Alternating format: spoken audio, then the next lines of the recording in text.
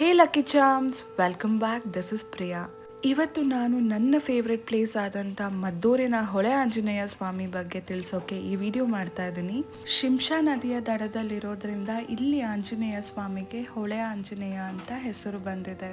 ಪ್ರತಿ ಶನಿವಾರ ಇಲ್ಲಿ ವಿಶೇಷ ಪೂಜೆ ನಡೆಯುತ್ತೆ. ಹಾಗೆ ಇಲ್ಲಿನ ಸ್ಥಳೀಯರ ಪ್ರಕಾರ 10 ರಿಂದ 12 ವರ್ಷಗಳಲ್ಲಿ ಆಂಜನೇಯ ತಂದೆ ವಿಗ್ರಹ ಸುಮಾರು ಅರ್ಧ ಇಂಚಷ್ಟು ಬೆಳೆದಿದೆಯಂತೆ. ಮತ್ತು ರಾಮನವಮಿಯ ದಿನ ದೇವಸ್ಥಾನ ಮುಚ್ಚಿದ ಮೇಲೇನು ಗಂಟೆ ಸದ್ದು ಕೇಳಿ ಬಂದಿದೆ ಅಂತ ಹೇಳ್ತಾರೆ.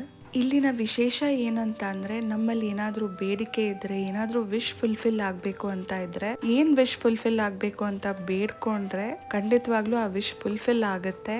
ಆಂಜನೇಯ ಸ್ವಾಮಿ ಜೊತೆಗೆ ವೆಂಕಟೇಶ್ವರ ಸ್ವಾಮಿ ಸನ್ನಿಧಿನೂ ಇದೆ.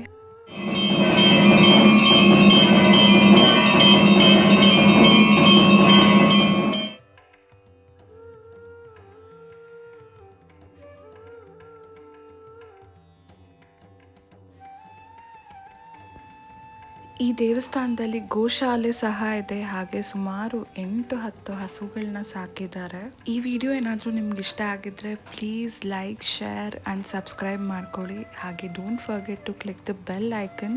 ನೆಕ್ಸ್ಟ್ ವಿಡಿಯೋದಲ್ಲಿ ಸಿಗೋಣ. ಅಂಟಿಲ್ ದೆನ್ ಟೇಕ್ ಕೇರ್, ಬಾಯ್.